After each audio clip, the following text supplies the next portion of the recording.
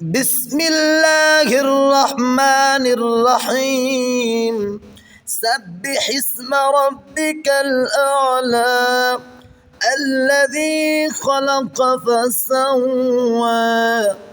والذي قدر فهدى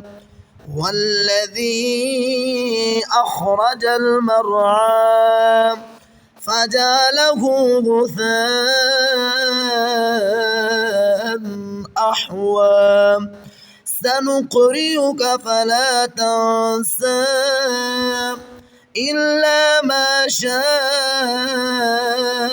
الله إنه يعلم الجهر وما يخفى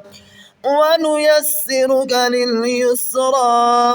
فذكر إن نفعت الذكرى سيذكر من يخشى ويتجنبها الأشقى الذي يصلى النار الكبرى ثم لا يموت فيها ولا يحيا قد أفلح من تزكى وذكر اسم ربه فصلى بل تؤثرون الحياة الدنيا والآخرة خير وأبقى